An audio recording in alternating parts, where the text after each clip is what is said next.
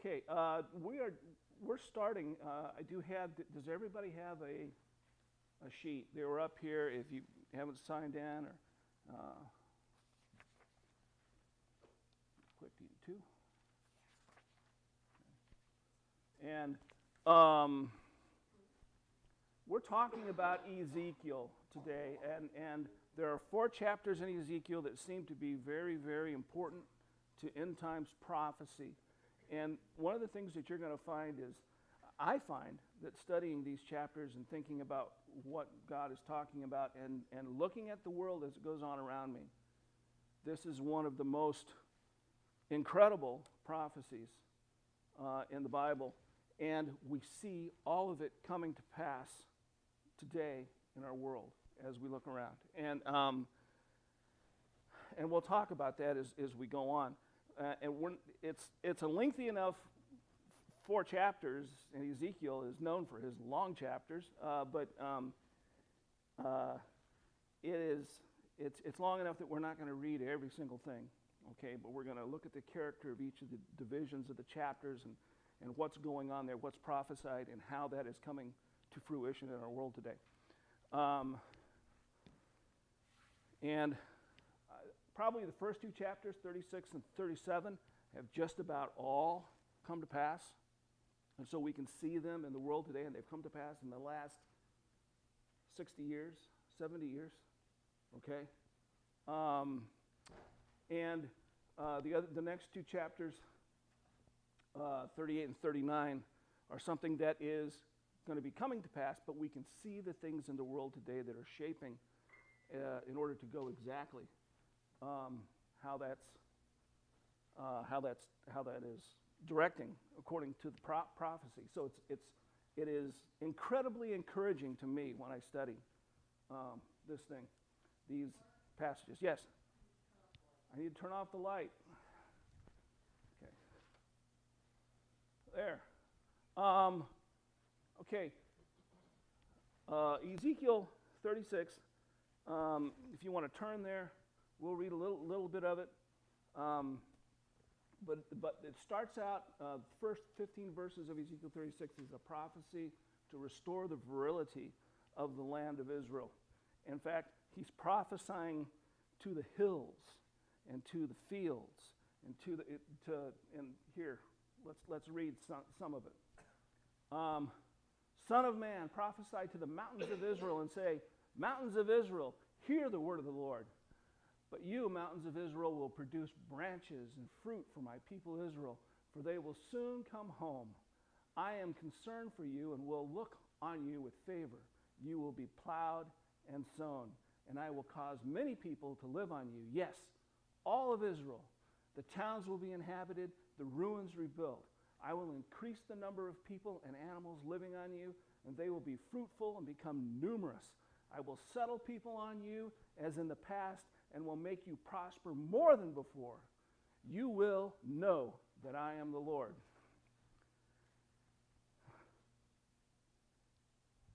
Let's take a look back in history. You know, we look at this and we're saying, well, we know that Israel's back in its land, okay? And we know that a lot of things are coming out. But let's take a look at what that area, Palestine, was like. If you want to take a look at Mark Twain actually did a travel log. He was paid for this. In 1867, he took a ship to, I'm trying to remember what the name of the ship was, but he took a ship to Palestine, basically, and went out and rode around the country with a tour guide and everything to see Palestine. And this is some of the things that he said about Palestine at that time. This is 1867. The further we went, the hotter the sun got, and the more rocky and bare, repulsive and dreary the landscape became. There was hardly a tree or a shrub anywhere. Even olive and the cactus, those fast friends of a worthless soil, had almost deserted the country. Riding on horseback through the Jezreel Valley, Twain observed, there is not a solitary village throughout its whole extent, not for 30 miles in either direction.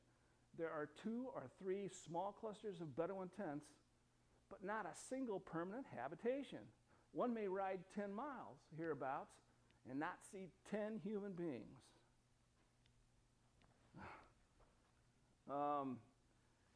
This was his attitude, and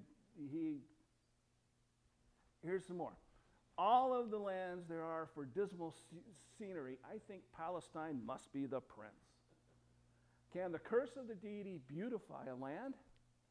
Palestine sits in sackcloth and ashes.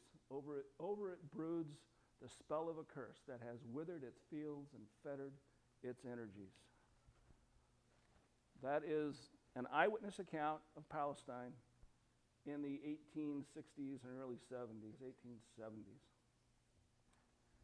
Even 600 years before that, before Twain's visit, so we're talking about in about, what, 1270, Rabbi Moses ben Nachman, he was known as the Nachmanides, okay?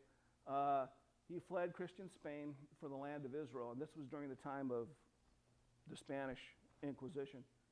And after a long and perilous journey, he arrived at the port of Acre before traveling to Jerusalem in 1267, where he couldn't even find 9 other Jews to pray with him. He wrote to his son, many are Israel's forsaken places, and great is the desecration. The more sacred the place, the greater the devastation it has suffered. Jerusalem is the most desolate place of all. That was their view, but let's look at what's happened in the last 100 years.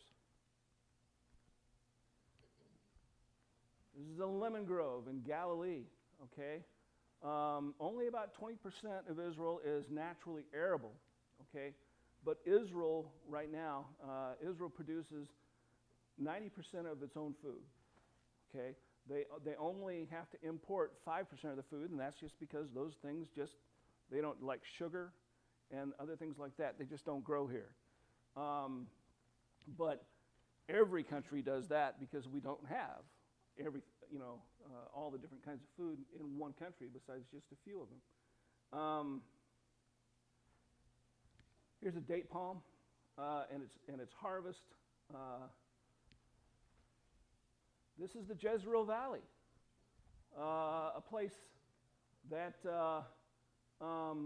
that Mark Twain was talking about, how desolate it was. There's only Bedouin tents, and it was devoid of settlements. You can see it's all land, arable land. Wheat fields. This is the Hulu Valley is what they call it, I think. I'm not sure exactly where that is in Israel, but the wheat's growing there. Even down in the Negev desert, they have greenhouses and what they call hot houses, basically. And they grow vegetables. They grow all kinds of stuff. Just incredible. And most of these farms are run by either kibbutz or they have another thing that they call the masva. Okay, but the kibbutz is a communal community that owns everything in common, and they work the area. And the other type is actually a community where actually people they all live together in a village, and they each own their own homes, and they have private property and things like that. But all the agriculture is done corporately, and all the purchasing and everything else is done corporately. This is an alga farm, and they use algae, basically. This is in the middle of the Negev desert, and they do things like grow shrimp. They grow shrimp, and I'm going, do the Jews even eat shrimp? But I suppose they grow it for export. But there's all kinds of things that most of their fishing they no longer can do in the Mediterranean Sea because of the pollution in the Mediterranean Sea, and so they have all their own ponds and everything else that they put in the desert in different places, and they grow their own fish, and it's just incredible. Another thing that they grow is flowers. I don't know if you can see that very well. Okay, they're one of the largest flower-producing countries in the world. Okay, and they are a big influence on the floral market all around the world. And they do the things that they specialize in are roses, and they have a lot of other flowers as well. All of Israel's milk consumption originates from dairy farms within the country, with most herds consisting of largely of Israel Holsteins. It's a high-yielding, disease-resistant breed. Furthermore, sheep milk is exported. In terms of poultry, which makes up 2/3 of the meat consumption, 85% originate from the Moshevin, and that's the communities basically that have their own private property, but they hold all the agriculture and everything that's done there in common. The Moshevin. Here's some. This is in the Judean hillsides. These are, of course, sheep. But that's the land of Israel has come alive. Okay, there's 8 million people on it now, and they export fruit, they export vegetables to all over the world, and they grow and take care of their own population with what they've got. It's amazing. So that has come to pass. The Lord has blessed the land, and it is bringing forth fruit. Ezekiel 16 through 36, 16 through 38 is the next prophecy, and it's a prophecy to restore the Jewish people to God's land in Israel.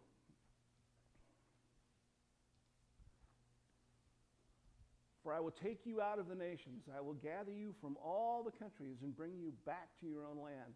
I will sprinkle clean water on you, and you will be clean. I will cleanse you from all your impurities and from all your idols. I will give you a new heart and put a new spirit in you. I will remove from you your heart of stone and give you a heart of flesh. I will put my spirit in you and move you to follow my decrees and to be careful to keep my laws. Then you will live in the land that I gave your ancestors. You will be my people, and I will be your God.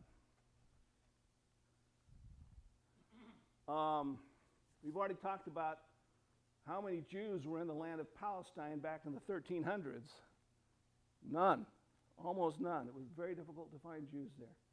The next thing we want to talk about is the Aliyah. And this may be a word that a lot of you haven't heard, but what it is the immigration of the Jews from the diaspora. That's the lands all over the world where they've been scattered. The immigration of them back to Israel. It's called the Aliyah. It's defined as the act of going up, that is, towards Jerusalem. Making Aliyah by moving to the land of Israel is one of the most basic tenets of Zionism. The opposite action, immigration from the land of Israel, going out from the land of Israel, can referred to in Hebrew as Yerida, or the descent. Okay? The state of Israel's law of return gives the Jews, their children, and their grandchildren automatic rights regarding to residency and Israeli citizenship. If you can prove that you are a Jew, or that your parents were Jews, or one of your parents was a Jew, or even your grandfather, some grandparent was a Jew, you can become an Israeli citizen automatically, and you can go on Aliyah, which is coming back to Jerusalem and becoming a part of that nation. And you type in Aliyah on your computer, and the very top item is the state of Israel, Aliyah. You click on that, and you can get in contact with the State Department of Israel, and they have a whole program that you go through to repatriate you into Israel. And they make it easy. In fact, for a lot of folks, they will even pay their way. And this is a thing that's been happening ever since Israel started as a nation in 48.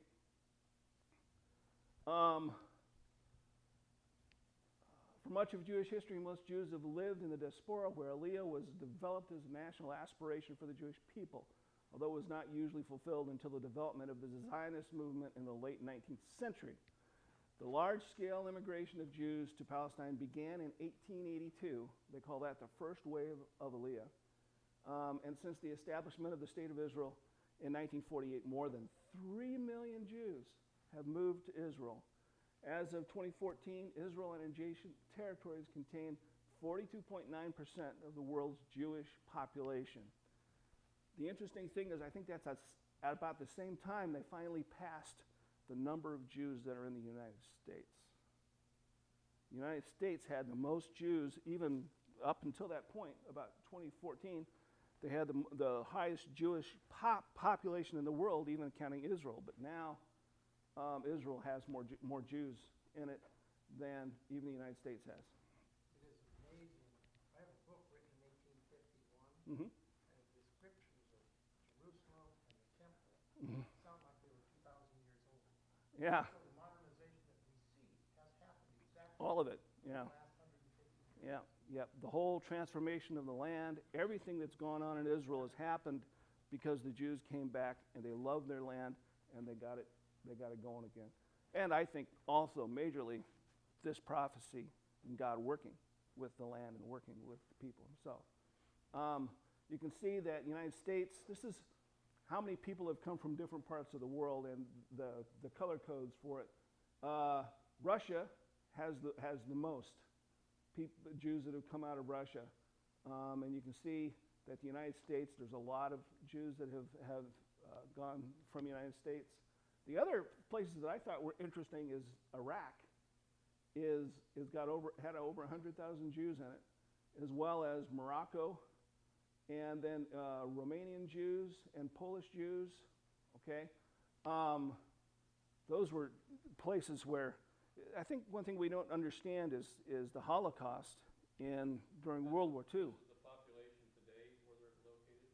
No, this is the population today.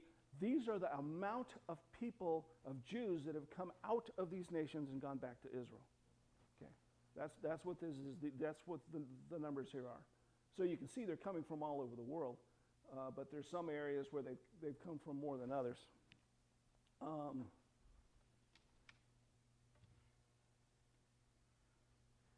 I lost my. Okay.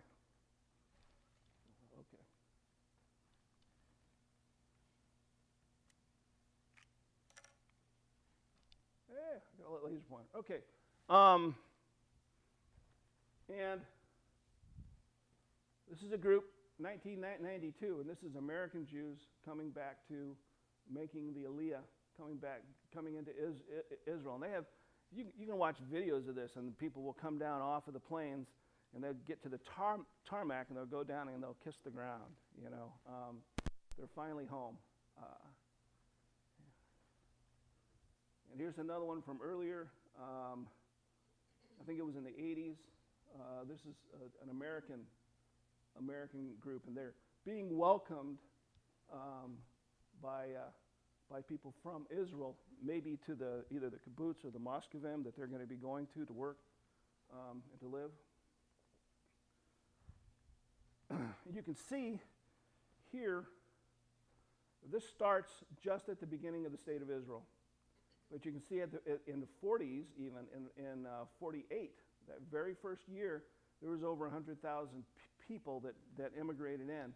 And you can see it jumped well up to almost 250,000 the next year, and it stayed high. Even though they were going through very difficult times. I mean, there was battles going on, wars in Israel. There's a couple spots that were low, and you can see usually it was around 50,000, a little bit less. Here we come to, this looks like it's 90. In 90, almost 200, well over 200,000, almost 250,000 people came back. And it's gone down and up. And from what I understand, this only goes up to like 207. From what I understand, in the last several years, it's been going up. Okay, and many people, especially because of COVID, because of the growing anti-Semitism that's happening right now around the world, it's going up. There are more people that are making Aliyah. There are more Jews from all over the world that are coming back home. And this is God gathering his people back together. This is all that's the growing anti-Semitism and its effects on the Aliyah. It's a lot of people are making the decision, even here in the United States. The interesting thing is, here in the United States, most of the Jews are living in relative comfort and security. And in fact, some of the Jews that visit here from Israel, they're saying, well, we understand why they aren't making the Aliyah and coming back, because they're living in paradise already, but that's changing, and that's changing rapidly. We have a growing amount of anti-Semitism that's happening in this country right now, especially in some major cities, and more people are going to be heading towards, more and more Jews are going to be heading towards Israel. Okay, this is the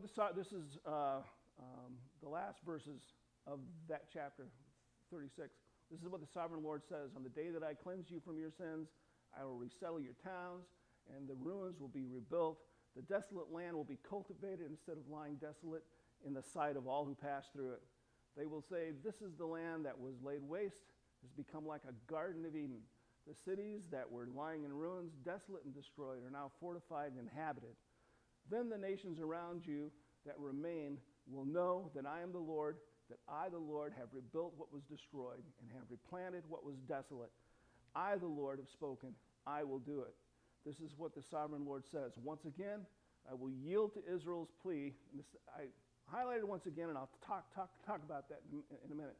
I will yield to Israel's plea to do this for them. I will make their people as numerous as sheep, as numerous as the flocks for the offerings at Jerusalem during her appointed festivals. So will the ruined cities be filled with flocks of people, and they will know that I am the Lord. Once again is interesting. When did he do this in the past? When did God do it in the past? After the Babylonian exile. Okay, and the interesting thing is that Ezekiel was an exile prophet. Okay, he lived during that time of the Babylonian exile, and he was in exile himself. In fact, Ezekiel's tomb, I believe, is somewhere in Iraq. I'm thinking it's. I'm trying to remember if it's close to. I think it's in. Is it close to Nineveh? No, Jonah's is in Nineveh, but he's in Iraq. That's where he was laid to rest. But and when they found his tomb, they found the bas-relief of a lot of his prophecies on the lid of his coffin. That's how that they could tell exactly who it was. But he says, once again, I will lead you back. So he did it once before, and some Jews say, well, this is just talking about the first time coming back from the Babylonian exile. But no, God is saying, once again, I'm going to do it. I did it one time at that time. Yeah, right. Mm-hmm. There were many times in Israel's history where they went astray and then went with God to save them and restore them. Right. And he did that. So why do you, because of those two words, you say that wasn't it, that it wasn't the Babylonian exile, right. The restoration after that? It's not that time, because this is the time again. That was the first time, okay? This is the again time that he brings everybody back to the country and sets them up again. That seems pretty shaky to me to base that on those two words. We're going to find out in the next prophecy that what he talks about is they're going to be there forever, okay? And we know that, of course, the last time that happened, they weren't there forever. They were only there until about 70 A.D., and then they were scattered by the Romans and left their land. So that's even more. But technically, we don't know that this time they're going to be there forever. Well, that's what's prophesied. I think the word will speaks of the future. Mm-hmm. Yeah. Run into that even in New Testament studies. Mm-hmm. The word shall, you look at the time it was written, Yeah. shall coming. It hasn't happened. It's going to happen even at the time it was written. Right. Pastor and I worked through that a long time. Okay. Yeah. Every word in that Bible is so precise. Yeah. Our problem isn't. Well, yeah, in the original Greek, we have to understand, sometimes you have to look back there, because the shades of meaning can sometimes be changed, because Greek is a much more expressive language than, yeah. And this is Hebrew, of course, but yeah. Okay, let's go to 37, Ezekiel 37. And this we've probably all heard about. It's the Valley of the Dry Bones. What's the time? The hand of the Lord was on me, and he brought me out by the Spirit of the Lord. He set me in the middle of a valley. It was full of bones. He led me back and forth among them, and I saw a great many bones on the floor of the valley, bones that were very dry. He asked me, Son of man, can these bones live? And I said, Sovereign Lord, you alone know. Then he said to me, prophesy to these bones and say to them, dry bones, hear the word of the Lord. This is what the Sovereign Lord says to these bones. I will make breath enter you, and you will come to life. I will attach tendons to you, make flesh come upon you, and cover you with skin. I will put breath in you, and you will come to life. Then you will know that I am the Lord. So I prophesied as I was commanded. And as I was prophesying, there was a noise, a rattling sound. And the bones came together, bone to bone. I looked, tendons and flesh appeared on them, and skin covered them, but there was no breath in them. Okay, this is the last part. He actually, at that time, he's told to prophesy to the four winds. And then the breath of the Lord basically comes into all of and they stood alive, a great army. Then he said to me, Son of man, these bones are the people of Israel. They say, our bones are dried up and our hope is gone. We are cut off. Therefore prophesy and say to them, this is what the Sovereign Lord says. My people, I am going to open your graves and bring you up from them. I will bring you back to the land of Israel. Then you, my people, will know that I am the Lord. I will open your graves and bring you up to them. I will put my spirit in you, and you will live, and I will settle you in your own land. Then you will know that I, the Lord, have spoken. I have done it, declares the Lord. The Holocaust effect, over 6 million Jews were killed. 2/3 of all the Jews that were in Europe at the time were killed during the Holocaust. When you go through something like that, how does that affect your hope as a nation?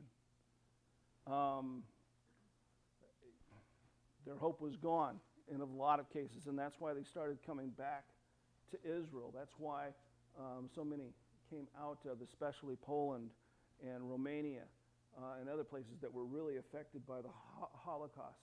They left those areas because they felt so insecure after World War II was done. Okay. This brought to mind to me as well. So what I'm saying is they felt like they were desolate, they were without hope, they were old bones dried up, and now they've been resurrected again as a people, as a nation, all together, through what God has done. And it brought to mind Romans 9:11. Of course, we're not going to read through all that right now, but it's Paul talking about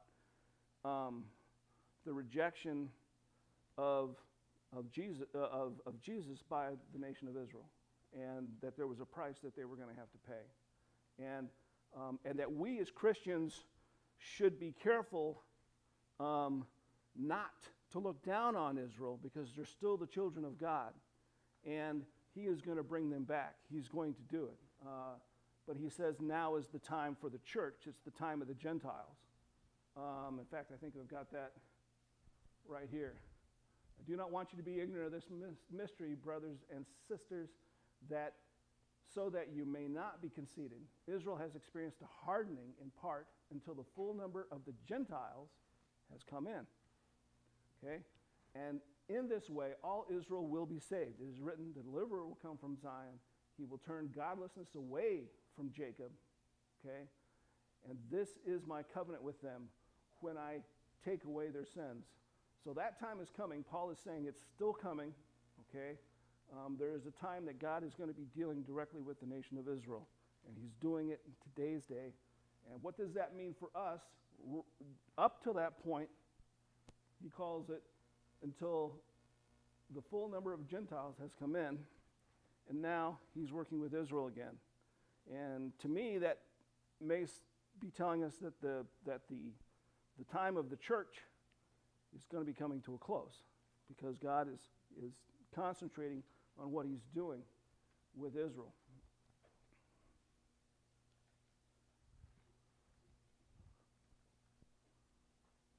All right, Israel 37, 15 to 28 is a prophecy to bring the Jewish people back to Israel and to establish them in the land with the one from the line of David as their king. My servant David will be the king over them, and they will all have one shepherd. They will follow my laws and be careful to keep my decrees. They will live in the land I give to my servant Jacob, the land where your ancestors lived, and they and their children and their children's children will live there forever. And David, my servant, will be their prince forever. I will make a covenant of peace with them. It will be an everlasting covenant. I will establish them and increase their numbers, and I will put my sanctuary among them forever. My dwelling place will be with them. I will be their God. They will be my people. Then the nations will know that I, the Lord, make Israel holy when my sanctuary is among them forever. So we know that he's not talking about the time after the Babylonian exile, because that was not forever, and they never had a Davidic king. They had a king, after the Maccabee revolution, the Hasmonean kings came along, but they were Levites, okay? They were not Davidic kings. And so he's saying, my servant David will be king over them. He's not talking about David in particular, the person David. He's talking about the line of David, somebody from the line of David. And so we know that it wasn't talking about that time period after the Babylonian exile when they came back, but it was a time in the future when this is going to happen. And of course, we've got the Isaiah prophecy about Israel being brought forth in one moment, in one day, and we know that that happened on May 14th, 1948, when the United Nations voted to make the nation of Israel. And the descendants of David have died out. The last thing I heard from people that were looking to try to find descendants of David, they had decided that the descendants of David, that line of people had died out around the time of the Second Crusade. So back in about 1100 AD. And that there are no more descendants of David since that time. Well, we know that there's one that's alive. Yes? Mark, the other thing that's interesting about Ezekiel 37 is so much is talking about how he's going to make the two sticks into one. Right, and yeah, I am going to talk about that in just a second. Well, you know, maybe I missed it. I thought I'd put it in here, but you're right. What he does is he takes one stick and he writes on it the house of Judah. And he takes another stick and he writes on it the house of Joseph or of Ephraim. Okay, and he took those two sticks and he bound them together with a cord. And he said, and God was telling him, this is the prophecy I'm making. There's not going to be two different kingdoms. When they come back together, it's all going to be one. When you look at the return from Babylon, Mm-hmm. the return from that Persia did Yeah. from Babylon, that was the kingdom of Judah primarily that was Mainly. there. Yeah. And so this is a prophecy that's talking about how both sides of that book Mm-hmm. were coming back together as the one nation that had not existed, that seemed like they Right. were dead altogether. In fact, what they lots of times many people call a lot of those 10 tribes, the northern tribes, they're the lost tribes of Israel, because they were taken away by the Assyrians and put in a lot of different places throughout, and they weren't necessarily the ones that came back after the Babylonian exile, even though they would have been allowed to under Cyrus from his edict. So God is going to bring them all back. Okay, that's what he's saying. Yeah. Okay, I wanted to spend, what time we have? Okay, I want to spend the rest of the time talking about 38 and 39. But these are still things that are going to be coming. And so we're going to we're going to look at Ezekiel 38 and talk about how these things are coming about.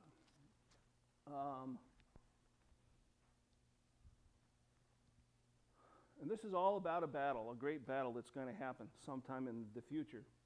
The word of the Lord came to me, Son of man, set your face against Gog, of the land of Magog, the chief prince of Meshech and Tubal. Prophesy against them and say, this is what the sovereign Lord says, I am against you, Gog, chief prince of Meshech and Tubal.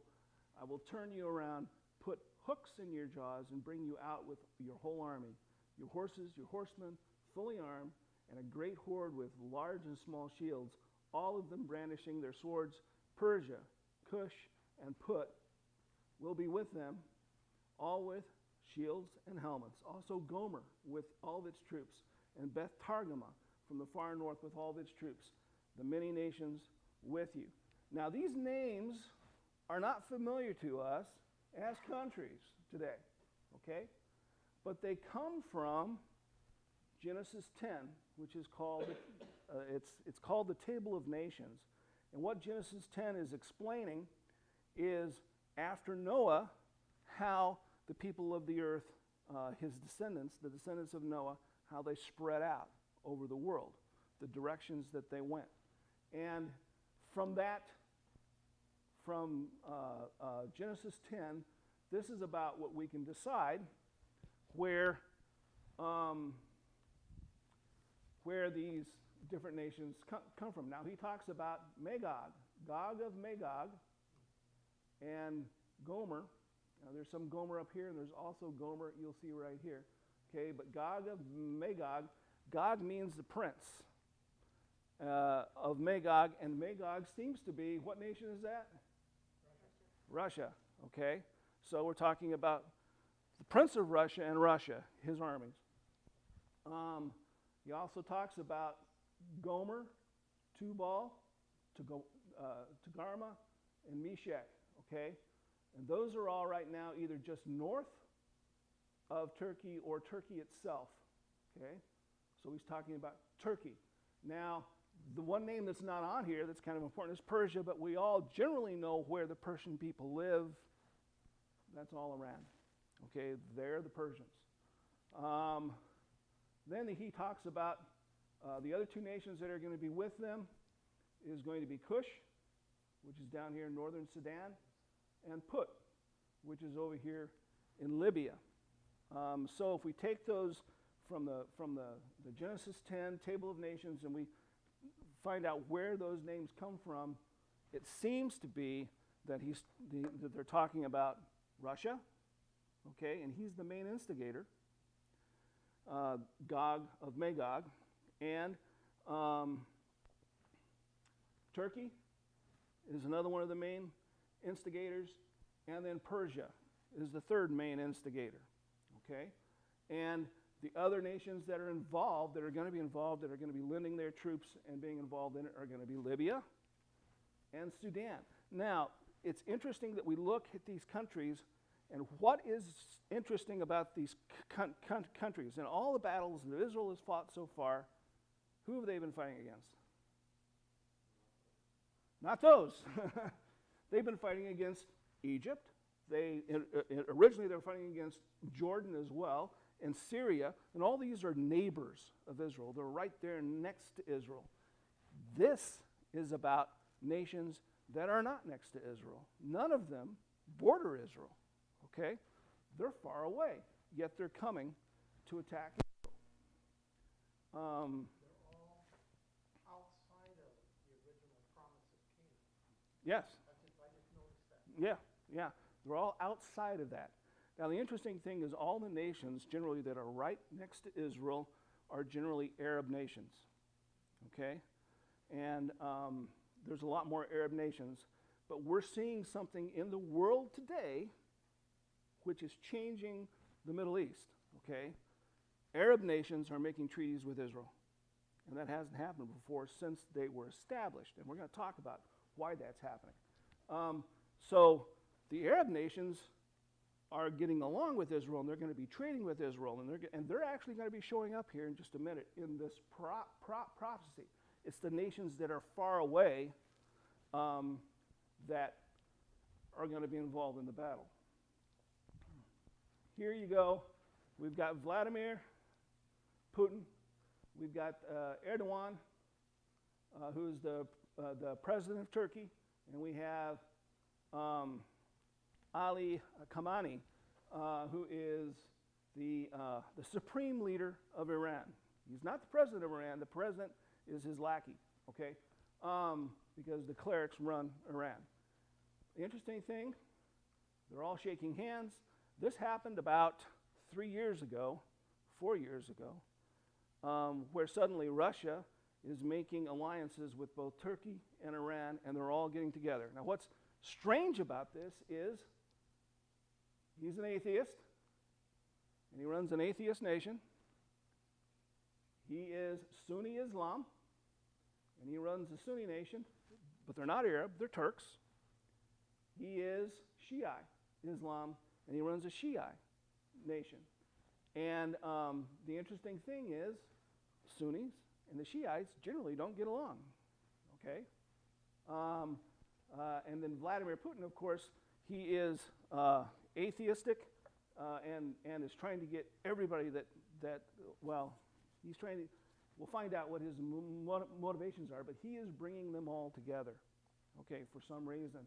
And then everybody, when we saw this 3 or 4 years ago, when this alliance was made, it's like, oh my goodness, Israel, Ezekiel, it's coming true. Because one of the things that's interesting is up to this point, Turkey has been a secular nation, okay? And when early in Israel's time period, that's where the Israelites would go to vacation because it was such a friendly nation, okay? They would go to vacation in Turkey because they were so accepted there.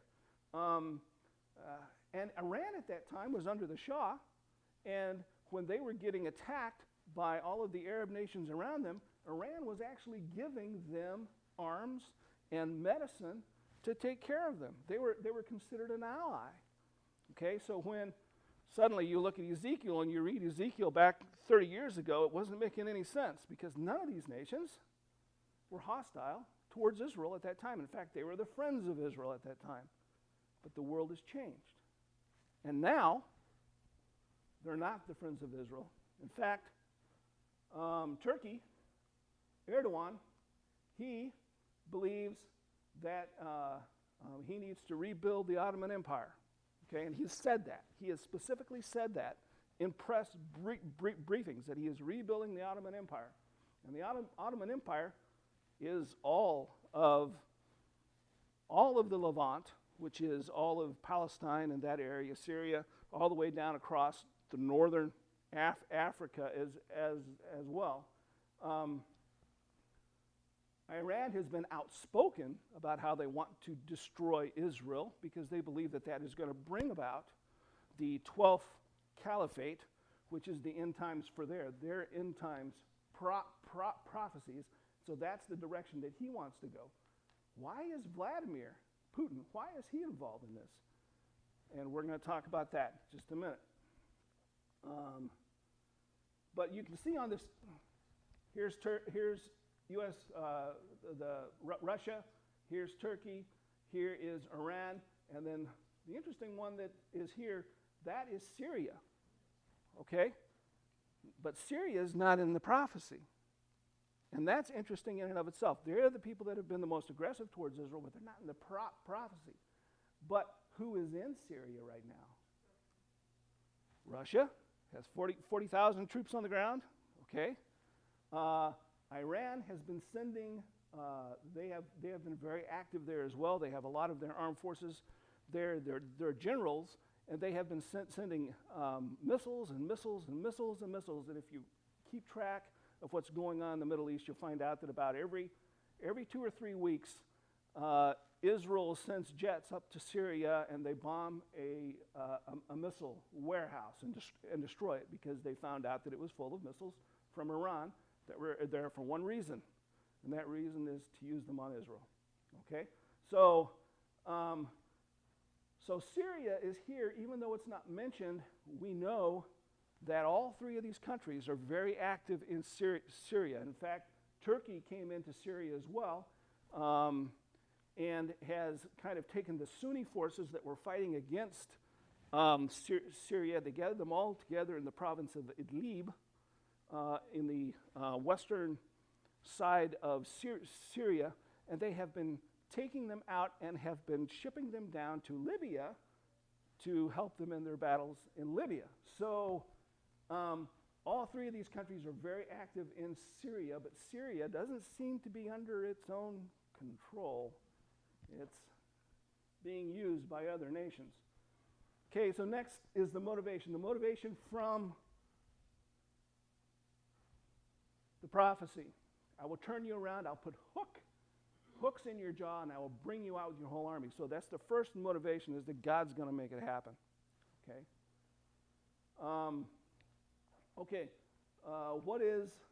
This is what the sovereign Lord says. On that day, thoughts will come into your mind, and you will devise an evil scheme. You will say, I will invade a land of unwalled villages.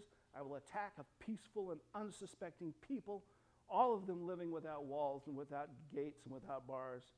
I will plunder and loot and turn my hand against the resettled ruins and the people gathered from the nations, rich in livestock and goods, living at the center of the land. Okay? And that's from 8 to 12. So it seems like what he's saying the motivation is here is plunder and loot. That's pretty general. Okay? That's pretty general. But one of the interesting things that's happening in Israel right at this time is oil. Okay, this is an oil rig out in the Mediterranean on the Levant oil reservoir, and they're pumping up oil. This was actually, it was only found, I think, in 2010, but they've already got oil pumping out of it, and they have a this is where it's located off of Israel. There's several different oil fields, but they call them, most of them all, they call the Leviathan right now.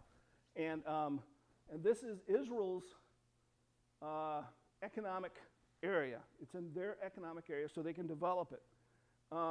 Egypt has an economic area, and they have a pretty good reservoir out there. They don't have the wherewithal right now monetarily to actually develop their stuff. Same thing with Cyprus. So Israel is the one that's developing the area because they have the wherewithal to do it. Russia, Vladimir Putin, is the richest man in the world. I don't know if you knew that or not. He is the richest man in the world. He's bypassed everybody in the United States. And the whole thing that has made him rich is he is the owner of the Russian Petroleum National Company. Okay? That's where he gets his money from. And that's what he's personally interested in. Wrong way. He has a pipeline that is feeding Europe that's called Nord Stream. Okay? And he is sending them his gas and oil basically down to Germany, and they've had an agreement. It's not enough. Germany wants a lot more, so he has proposed Nord Stream 2, which is going to have like 10 times the capacity of the Nord Stream pipe. And he started building it. In fact, he's just about done with it. Then Trump went to Germany and said, what are you doing? You are getting your gas and your oil from Russia, and you're in NATO, okay? They're the bad guys, we're the good guys.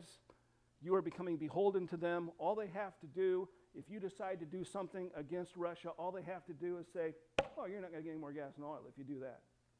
They're going to have a hold on you. He said, that doesn't make any sense. You're doing the wrong thing, okay?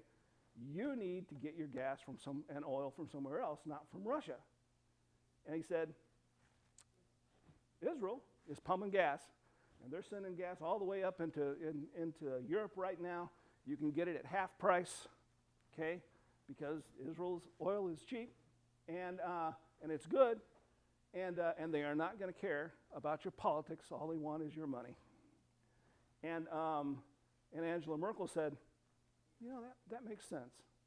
And so she stopped her contract with Vladimir Putin, and he had that Nord Stream 2 almost built all the way, and he was livid because that's money out of his pocket, okay? So instead, Israel has got a pipeline that they're building right now that goes up. There's a connecting point where it goes to Cyprus, and it goes over to Crete. And then from Crete, it goes up into Greece.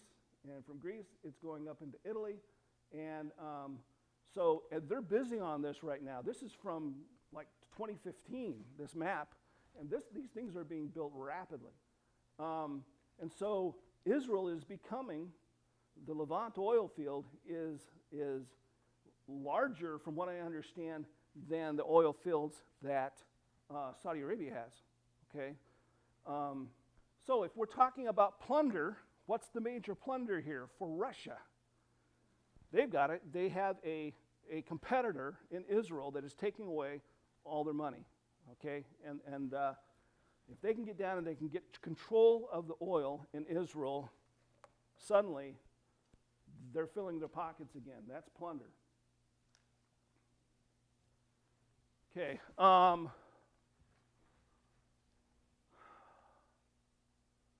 Okay. Today's political situation in the Middle East, we're talking about that. The other thing is that Turkey wants to make the Ottoman Empire. Erdogan has said that several times. He's involved in Libya, okay? It's his forces in Libya that are propping up the government there, which is considered to be the actual government. There is another group of people under generals that are fighting against that government in the Libyan civil war, and they are being supported by Russia. So you've got the two alliance partners here that are kind of fighting each other in Libya. But the interesting thing is, just last week, and it was either last week or the week before, there was a treaty between the two sides. Now they're going to be getting together. Okay? So Russia and Turkey have control of Libya, basically. Okay? That's another one of the nations that's going to be attacking. The last nation that's interesting is Sudan. Okay? And I don't know if you've been watching the news, just last week, Sudan made a treaty with Israel. Okay? And there's a reason for this. In fact, all these different countries that are coming in and making treaties with Israel is coming out of something that Trump has done. Basically, what he has told all the different Arab nations there is, if you want to do business with the United States, if you want to get any money from the United States in any way, shape, or form, you have to normalize your relations with Israel. And if you want to deal with us, you have to normalize your relationship with Israel. And that's what they're doing. And they're opening up trading with Israel at this time. Bahrain has already done it. UAE has done it. And the interesting thing is, in Ezekiel 38:13, Sheba and Dedan, the merchants from Tarshish and all her villages will say to you, have you come to plunder? Have you gathered your hoards to loot, to carry out silver and gold, to take away livestock and goods, and to seize much plunder? With this attitude, we believe that these countries, Dedan and Sheba, wherever they are, and we're going to find out in just a moment, they're not in on this attack, and they don't think it's necessarily wise. In fact, they're against it, and they're questioning it, but they can't do anything about it. Okay? They don't stick up for Israel. They don't go that far, but they're questioning what is going on. The interesting thing is, Dedan, Sheba, okay? Sheba is down here as well. That's the Arab nations, Saudi Arabia. You're talking about Bahrain, United Arab Emirates are all in this area, okay? Qatar, and there's other places. And these people are all lining up right now to make treaties with Israel, because Israel has got all of the technology to give them, and they're afraid of Persia, right here. The big thing about Saudi Arabia is it's the battle against Persia right now. And so they want Israel as an ally in this battle against Persia because Israel has all the defensive technology that they need to protect them. So he says Dedan and Sheba, and we're thinking, well, these are all the Arab states around Israel. They're not going to be in on this. And in fact, they're going to be questioning what's going on. And now, in our lifetime, right now, in these last couple of years, they, especially this year, they're making treaties with Israel right now. They are becoming trading partners with Israel. And so we can see this particular prophecy coming to fruition as we watch in the last 2 years, 3 years.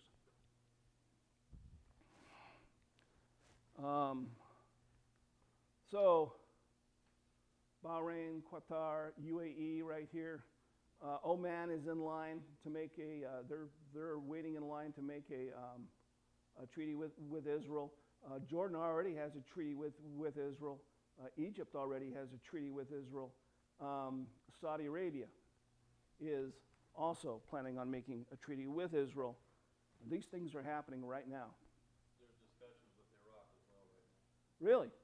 The one thing about Iraq is, of course, after the Iraq War and everything that's going on, they have a Shiite government, and they have allied themselves very closely in a lot of ways with Iran, so that Iran can bring... It's switched in the last 6 months, I think. I know that there's a political change that's gone on there a little bit after Soleimani was killed in that strike that U.S. made. Soleimani was a general from Iran, but he was the director of all their terror operations, and they have terror operations all across the Middle East, and they were targeting Americans, and so they killed Soleimani, and Iran got all upset because he's a national hero. But what Iran's been doing is they have been sending all their rockets across Iraq into Syria to prepare for the battle to strike into Israel. So that's interesting. If Iran is actually coming forward, how is that going to affect things? Well, let's take a look at the prophecy again. How's the battle going to unfold? In my zeal and fiery wrath, I declare that at that time there will be a great earthquake in the land of Israel. The fish in the sea, the birds in the sky, the beasts of the field, every creature that moves along the ground, and all the people on the face of the earth will tremble at my presence. The mountains will be overturned. The cliffs will crumble. Every wall will fall to the ground. I will summon sword against Gog on all my mountains, declares the sovereign Lord. Every man's sword will be against his brother.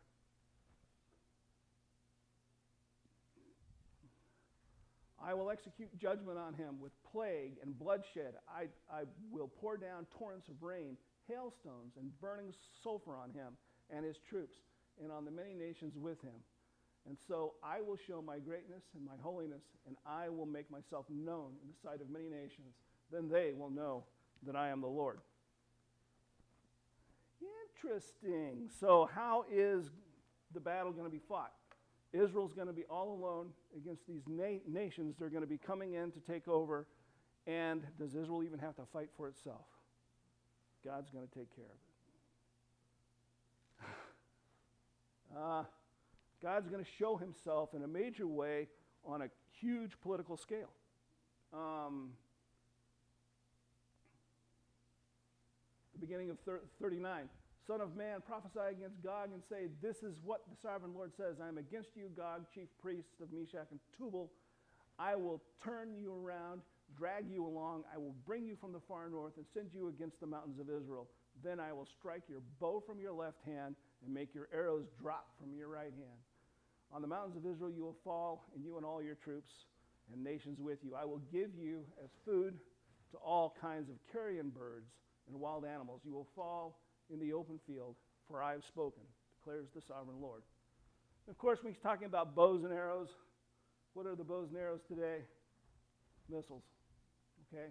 That's what's being stored in Syria right now. And the interesting thing is, I believe that one is, I think that this one is actually Turkish. It is a Soviet vehicle, but it is on display in Turkey because they bought it. This one is Soviet as well. And this one, I'm sorry, Russia. I'm sorry. They keep on changing the world on me. Russia. And this one is Russian made as well. You can see the Russian flag on it. So I also had a picture of one or two that actually had the supreme leader of Iran's on the front of it. It's a Russian missile system, but it's from Iran. So God fights for Israel, and it's going to happen because of earthquakes. So is Israel going to feel what's happening? Yeah, it's going to be an earthquake across the land, okay? And there's probably damage that's going to be done. And hailstones, brimstone, it's going to show the world that God is on the side of Israel. And especially, how is that going to affect, well, what happens on the home front? Ezekiel 39:6 says, I will send fire on Magog and those who live in safety in the coastlands. They will know that I am the Lord. So it's not, God is going to use a deep battle, not just there to defeat their forces that are coming down, but he is going to affect their homelands as well. There's going to be fire brought on those homelands. And the only thing that we can think of course, is volcanism, earthquakes. And one of the things that we know of in the beginning of Revelation, when it starts talking about the beginning of those last 7 weeks, is earthquakes. That's part of the signal of the beginning of the Great Tribulation. So the other question is, how is the situation in the world going to change, okay, due to this battle, the setup of the world for a global power against Israel? And we're running out of time, so I'm just going to talk a little bit about the big thing is that Israel is going to be turning to God. This we believe is going to be the point where the people of Israel suddenly understand that God is exactly who he said he was, and that they need to turn back to him. Because there's a lot of atheists. In fact, Isaiah says, when they come back to their land, they aren't even going to know me, but they're going to grow to know me. And we believe that this may be the big push that brings about the great revival in Israel that turns their hearts back to God.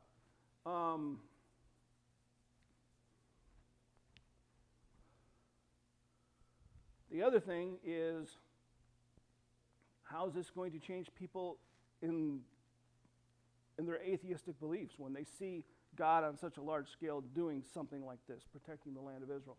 How is it going to affect Islam? When Islam is going down there, and these people are doing this for the glory of Islam, both Turkey and Iran and Sudan and Libya, and they go there and they get totally destroyed by what looks like God himself. How is this going to affect the religion of Islam? And there's a lot of people who believe that Islam may cease to exist almost because of this act, because they're going to find out that God is not on their side, that Allah is not going to help them against this great God that Israel has. So to place this battle in the end times is what a lot of people try to do, and many people think it may be something that causes the kickoff of globalism and turns a lot of people, and it may get, if there's a global leader already, for that leader to sue for peace. with Israel because Israel is protected by God. Okay, and we're going to see that. And so he may sue for peace with Israel, and this may be what starts that last 7 weeks, because we know that the peace treaty, okay, that is made between him and him and Israel is what starts that last 7 years. The next thing is if Islam is collapsing, and there's already some signs that may be happening, because there's a lot of questions that are going on right now about the authenticity of some of their beliefs that are not supported historically, and that the Quran has been twisted and changed in about 1200 AD. If that comes out and that comes to fruition, all this stuff is going to add up together, and it may cause some disbelief. And where's the largest church growing right now in the world? And that's in Iran. Okay? So God is involved. He knows exactly what he's doing. He's got his hand in the world. And if that happens, what that is going to do, it's going to, and already the Arab nations are turning against Turkey, and Turkey is trying to get the Dome of the Rock to be protected, and the Arabs are right now, they may be turning against that. Saudi Arabia is trying to get, yes? So, why do people try to equate this battle with the end times? Is it just because of thinking that it will lead to like the globalism thing, or just because it would have to mean that Israel is a nation? Yeah. Is that the only reason people put that towards the end times, or is there like a different reason?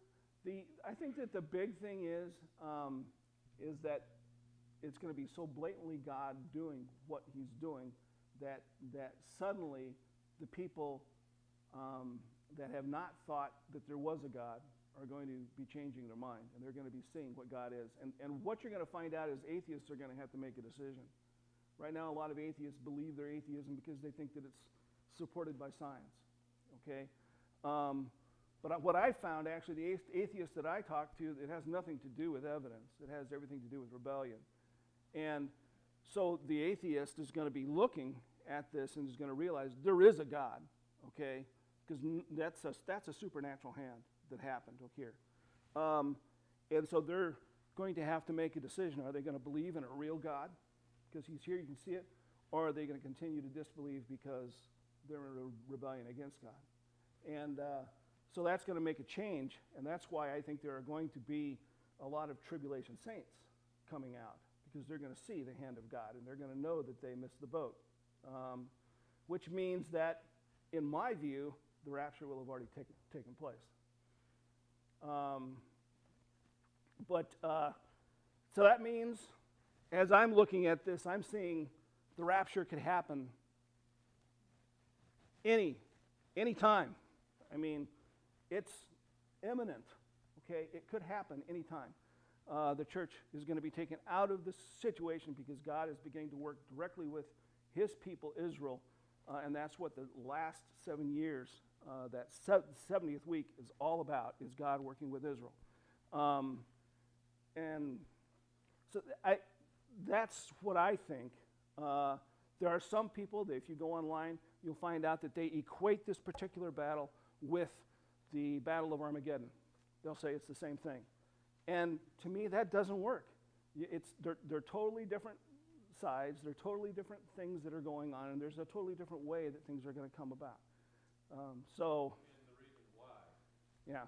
is because this battle specifically speaks about specific nations, specific land, specific people coming in Right. together against Israel. And the battle at the end has All the nations of the world coming against Israel. Yeah. This is for Israel. Last one is good and evil. Yeah.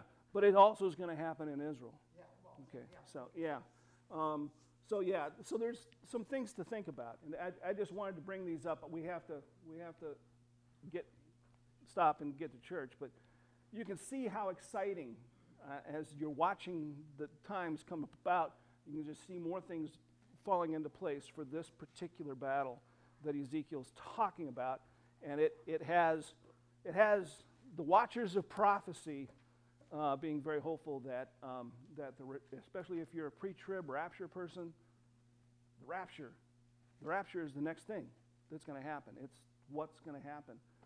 Because a lot of us don't even believe that we're probably even going to be out of here before this battle happens, and the sides are forming up right now. So let's go ahead and pray to dismiss. Dear Lord, we love you. We thank you for the incredible things that you've got in your word. We thank you that you tell us that wisdom is going to increase, knowledge is going to increase at the end, not wisdom. That we'll know what's going on around us, and said that some people are wise, people that read your word, that study your word, that can see your hand in the world around them. We pray that you would help your people to gain that wisdom, to understand those things. We love you. We pray that you would prepare our hearts for worship, that you would just enjoy the worship that we bring to you, and that you would feed us with more of your word. We love you. In Jesus' name, amen.